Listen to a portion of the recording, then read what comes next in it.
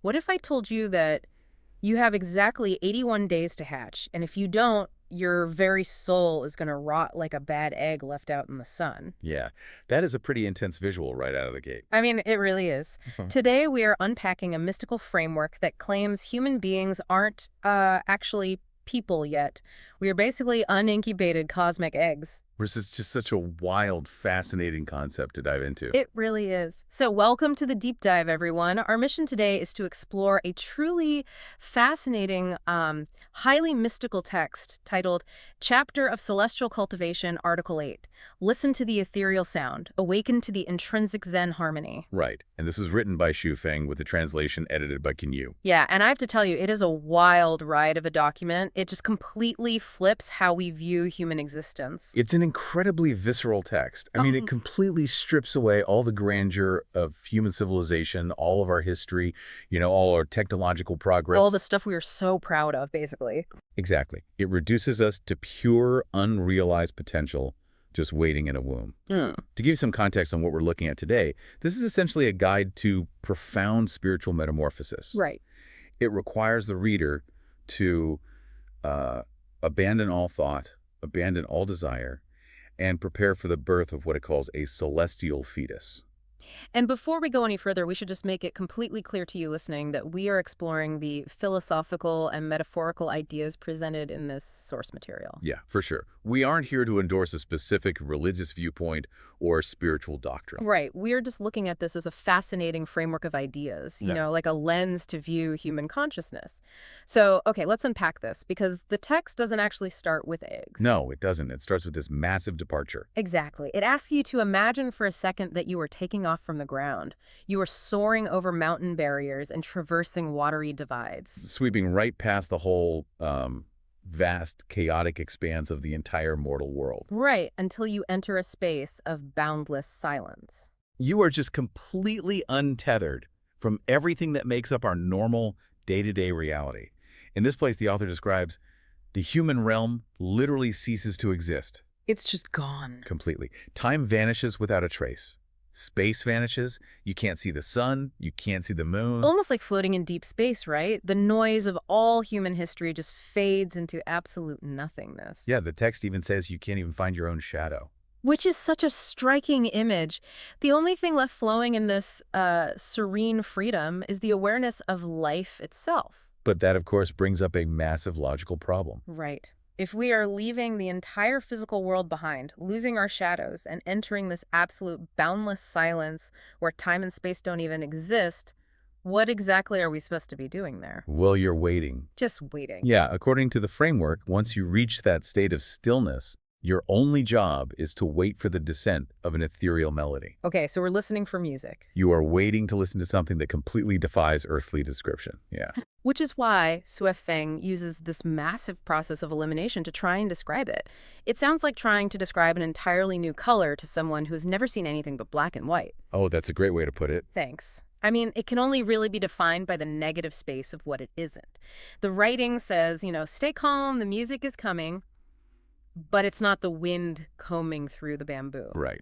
And it's not the warbling of orioles in the trees either. Exactly. You aren't going to see the visible strings of a zither, and it is definitely not the thundering of drums. It resembles flowing water, but it is fundamentally not the sound of water. Yeah, and it seems like the murmuring of swallows, but it's not a bird's call. Because it lacks a direct earthly comparison, the text focuses heavily on the mechanical effect this sound has on the person experiencing it. And the physical reaction described is incredibly intense, isn't it? Oh, absolutely. This sound is supposed to be intoxicating. It is bewildering. It surpasses even the whispers of a lover right beside your ear. Wow. It actually claims it makes your bone marrow and your cells dance in delight. Which is such an intensely biological, tangible reaction to something happening in a void where, you supposedly left your physical body behind. Right. You don't even have a shadow, but your bone marrow is dancing. It's wild. It says it fills the heart with infinite tenderness. And it actively cleanses worldly impurities, clears the mind, and supposedly sheds your mortal shell. So it's basically a spiritual power wash. Yeah, exactly. It acts as an active spiritual solvent.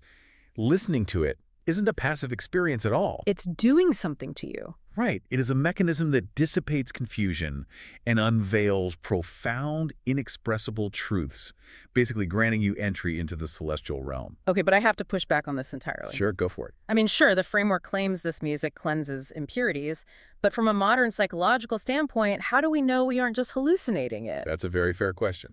Right. If this music is completely unheard in the human world, like if it's not physical sound waves vibrating against an eardrum, how is this functionally different from a psychotic break? Well, Because if you sit in a perfectly silent, pitch black sensory deprivation tank for long enough, your brain will literally invent sounds just to fill the void. right, the brain hates a vacuum. Exactly. You'll hear phantom classical music or voices.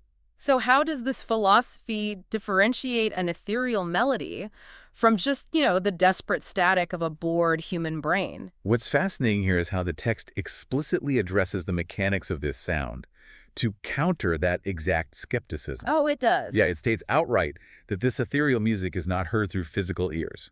So we could just throw the physics of sound waves completely out the window. Okay, so no physical ears, then what's hearing it? Instead, it defines the music as a chemical reaction between two distinct forces. Two forces, all right. It is the resonance of the celestial realm combining with the flowing consciousness of your own life structure. Wait, life structure? Yeah. So the sound isn't just a broadcast coming at you from the universe. I can't just, slap on a pair of noise-canceling headphones to tune into it. No, not at all. It's actually being generated by my own internal blueprint. That is the core mechanism, yeah. In this worldview, your life structure is essentially your spiritual fingerprint. Your spiritual fingerprint. I like that. It is composed of your spiritual maturity, your internal harmony, and your freedom from worldly desires.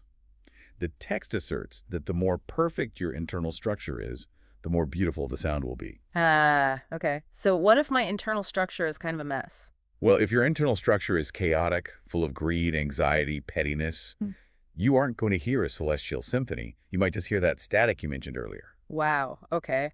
That makes the sound an internal diagnostic tool, basically. Exactly. If my soundtrack sounds like a dial-up modem, I clearly have some spiritual work to do. But if it's a flawless symphony, my internal acoustic chamber is perfectly aligned. And because of that internal reliance, even if you have friends sitting right next to you, they cannot grasp it It's completely private. completely. Even a lover sharing your bed cannot hear it. It is a highly individualized frequency.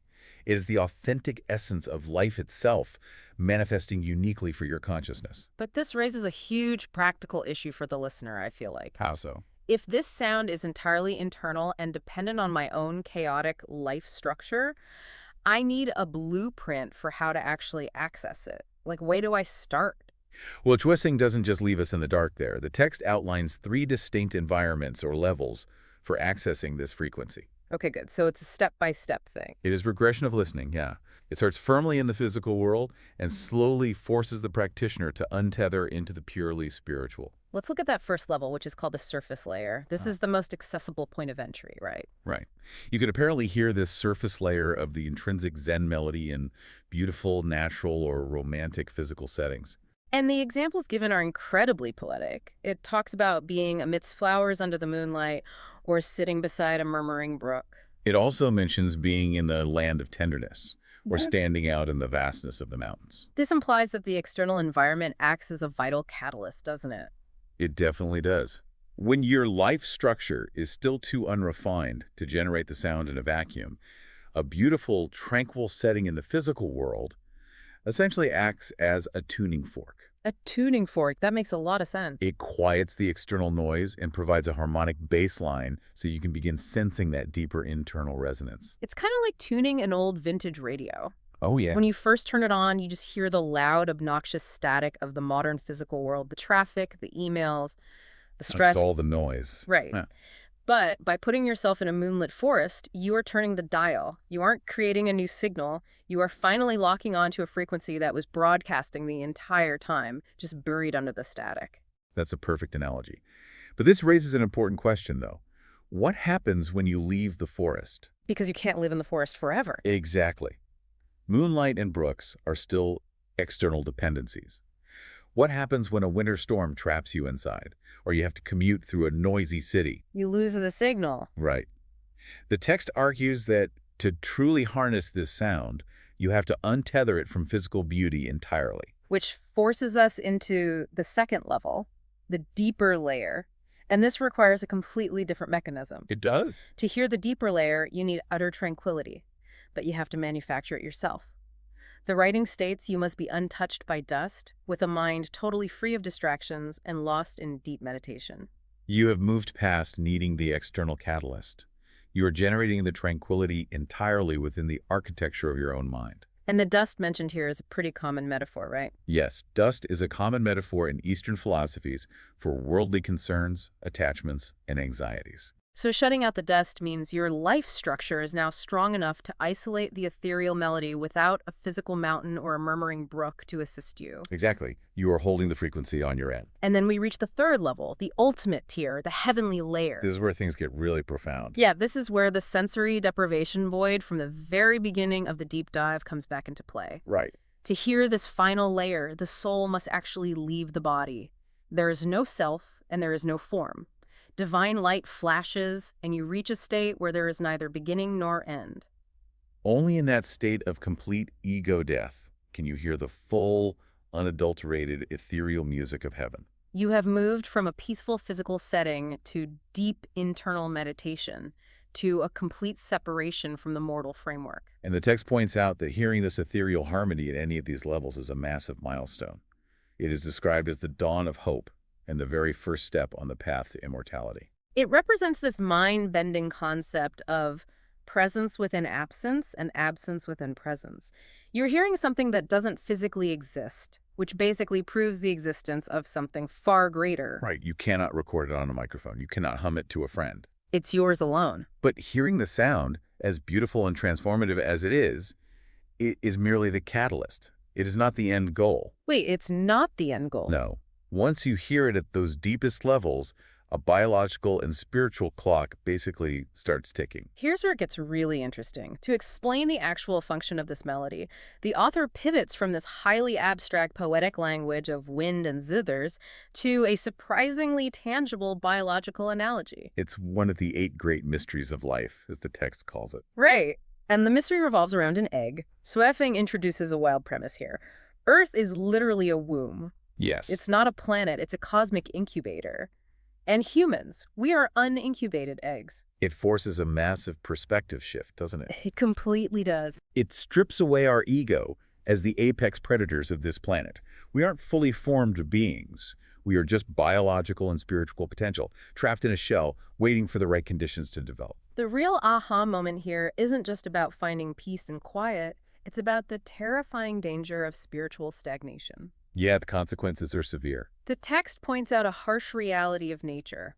An egg that is never incubated remains an egg forever. But worse than that, if it isn't transformed in time, a fresh egg turns stale and a fragrant egg becomes foul.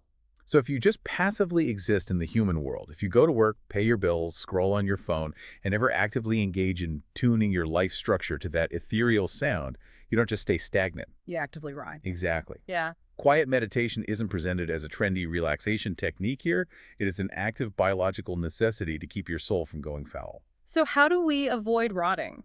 The framework lays out the literal mechanics of incubation. Just as a physical chick needs the warmth of a mother hen to hatch, a human needs a spiritual equivalent of warmth to transform. And that warmth comes from the revelations of the greatest creator and the words of gods and Buddhas. That divine guidance provides the necessary ambient heat in the cosmic incubator. Okay, so we have the heat. But an egg can sit under a heat lamp for years, and if the organism inside doesn't utilize that energy, nothing happens. So the external warmth from divine revelations is required, but the human must grasp it through personal insight. Right. And what is the mechanism for grasping it? Listening to the ethereal tune, awakening to the intrinsic Zen harmony. Yes. That active practice of tuning out the world and tuning into the celestial resonance is the act of incubation. You are using the divine warmth to fuel your internal metamorphosis. And there is an incredibly specific, rigid timeline given for this transformation, too. The author draws a direct numerical parallel. It's a very striking comparison. Yeah, a biological chick breaks out of its shell in exactly 21 days. But a human, if they are properly nurtured in this loving grace and actively incubating by listening to the melody, emerges from the mortal shell in 81 days. They break out of the human realm and are reborn as a celestial being. Wait, 81 days? That is such an incredibly specific number. Like, why not a nice round 100 days? Or a full year? It does seem random at first glance. Yeah, is there a mechanical or philosophical reason the framework locks into that exact time frame for spiritual incubation? Well, if we connect this to the bigger picture of Eastern esoteric traditions, 81 is deeply significant. The number 9 is often seen as the highest single digit, representing ultimate completion, culmination, and the peak of a cycle. Okay, so 9 is completion. Right. And 9 times 9 is 81. It signifies the absolute maximum duration of a transformative cycle before a permanent state change must occur. Wow, okay. It represents a process that has been exponentially completed. So it's the ultimate maturation point. You hit day 81, and the shell simply cannot contain the energy of the celestial fetus anymore. It has to crack. Yeah. It is a vast cosmic perspective. You are an egg in the womb of the universe, surrounded by the warmth of divine revelation, and you have 81 days of pure, unbroken spiritual focus to break out of your mortal confines. It reveals a profound sense of urgency, really.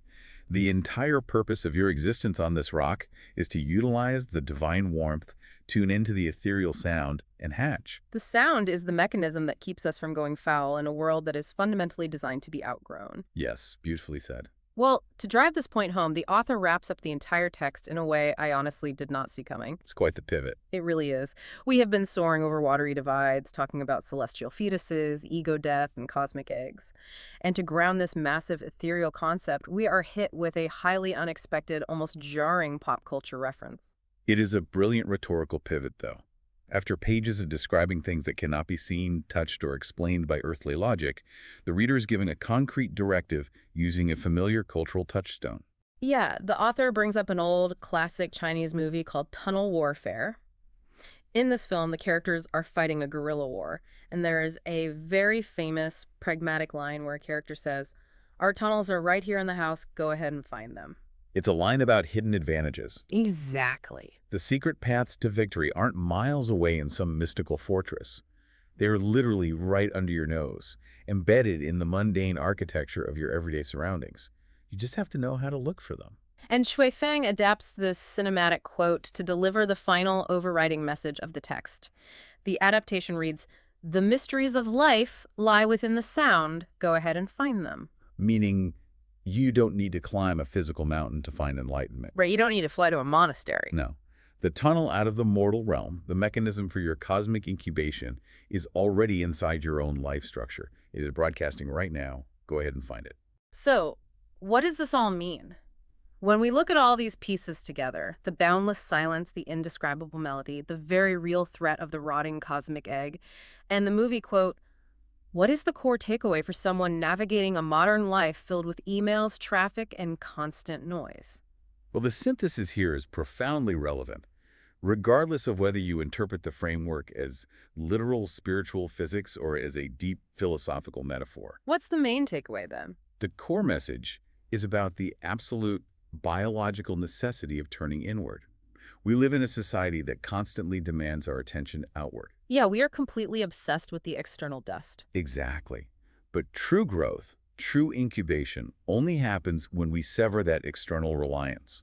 We have to seek out that internal resonance because that is the only place our authentic life structure actually exists. And without making the deliberate daily effort to listen inwardly and tune that frequency, we risk total stagnation. We do. You have to find the absolute quiet to hear the music that tells you who you actually are. And that brings us right back to the very beginning, to that concept of boundless silence and the diagnostic nature of this sound. The framework claims that the beauty of the ethereal sound you hear is a direct reflection of the perfection of your own internal life structure. It's a mirror of your soul, basically. Right. So I want to leave you with this to mull over.